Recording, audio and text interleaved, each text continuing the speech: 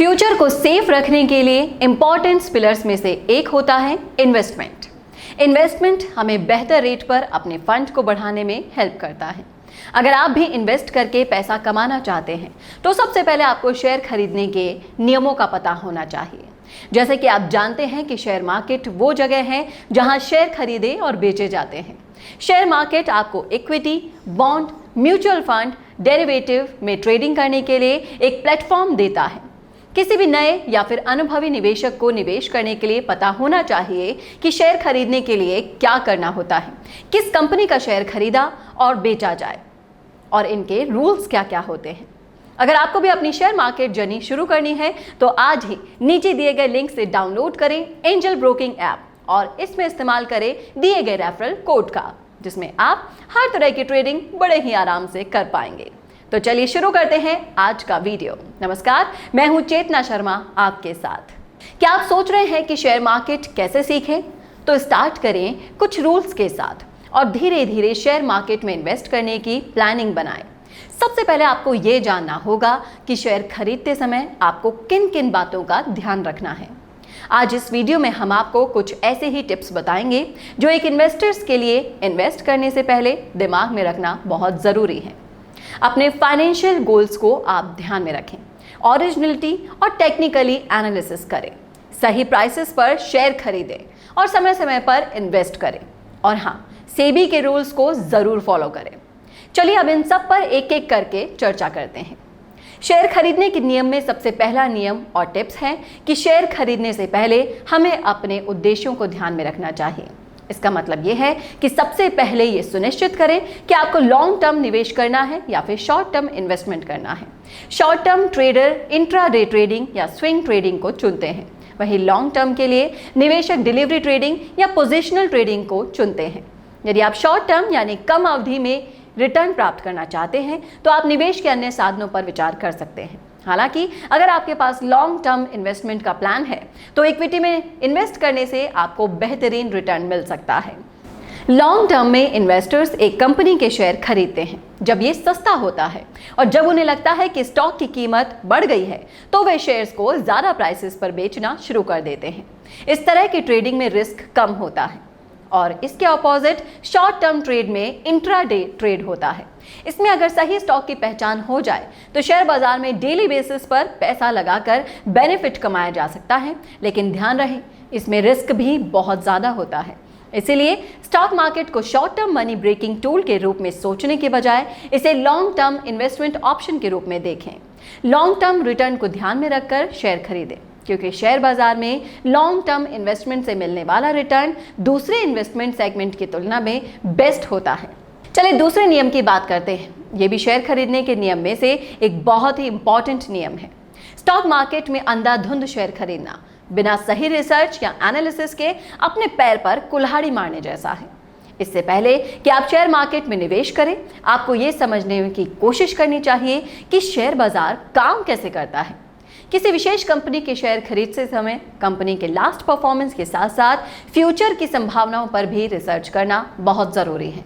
इसी प्रकार शेयर खरीदने से पहले मार्केट ट्रेंड की जांच जरूर करें और ये जान लें कि शेयर मार्केट की स्थिति पहले कैसी थी और अब कैसी चल रही है। इसके आधार पर ही शेयर खरीदें। शेयर मार्केट में आप फंडामेंटल और टेक्निकल एनालिसिस कर सकते हैं। यदि आप स्टॉक का ओरिजिनलिटी का एनालिसिस करना चाहते हैं तो आपको कंपनी के फाइनेंशियल स्टेटमेंट पर ध्यान देना होगा, और आखिरकार यह आपको कंपनी की हालत और डेवलपमेंट की संभावना के बारे में बताता है। Balance sheet, profit and loss statement, operating margin, प्रति शेयर इनकम और दूसरी जानकारियों को समझना आपको बहुत ज़रूरी है। इससे आपको ये मदद होगी कि कोई कंपनी कैसा प्रदर्शन कर रही है। इसके अलावा टेक्निकल एनालिसिस का मूल उद्देश्य स्टॉक के फ्यूचर और पास्ट प्राइस मूवमेंट के बारे में पता लगाना है। दूसरे शब्दों में अगर बात करें तो टेक्निकली एनालिसिस का मतलब शेयर मार्केट चार्ट और दूसरी ट्रेडिंग इंडिकेटर का उपयोग करके प्राइस और वॉल्यूम के पिछले ट्रेंड को देखकर स्टॉक प्राइस के बारे में सही एस्टिमेट करना है। यहाँ आप moving average, candlestick chart, Bollinger band, Ichimoku chart और ऐसे ही दूसरे चार्ट्स और इंडिकेटर का यूज कर सकते हैं। इसलिए शेयर खरीदने के लिए इंडिकेटर और ऑसिलेटर का यूज करें जो कि प्राइस मूवमेंट्स का सपोर्ट करते हैं और वो आपको शेयर खरीदने का फैसला लेने में बहुत हेल्प करेंगे। तीसरी मोस्ट इंपॉर्टेंट रूल है सही कीमत पर शेयर खरीदें।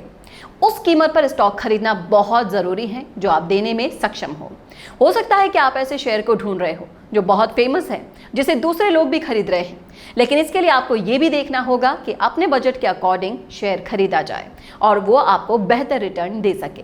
जो शेयर आपके बजट में फिट ही नहीं बैठता, आप उसे छोड़ दें। सही समय का वेट करें और उस स्टॉक को चुनें जो आपके बजट में फिट हो और आपको बेनिफिट भी दे। इसके अलावा जब आपको लगे कि आप अपना स्टॉक बेचना चाहते हैं और आपको अच्छा रिटर्न मिल रहा है, तब आपको शेयर बेच देने चाहिए।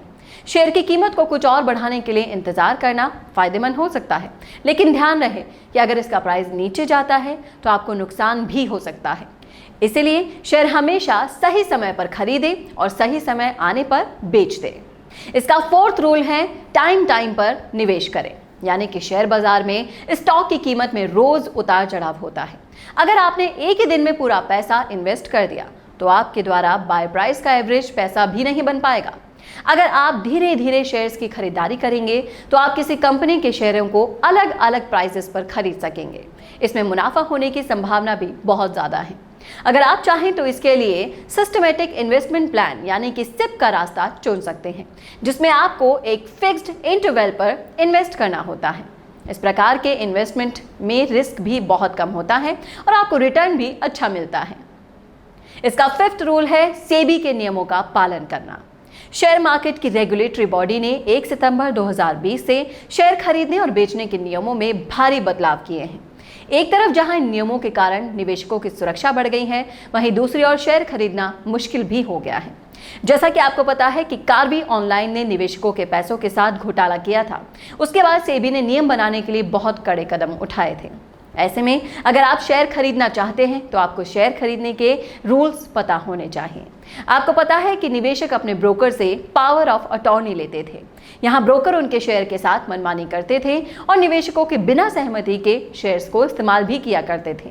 लेकिन अब सेबी के नए में शेयर आपके डीमेट खाते में ही रहेंगे और वहीं पर क्लियरिंग हाउस प्लेस मार्क कर देगा।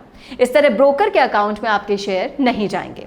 इसके अलावा कैश में भी शेयर खरीद बिक्री पर अपफ्रंट मार्जिन देना होगा।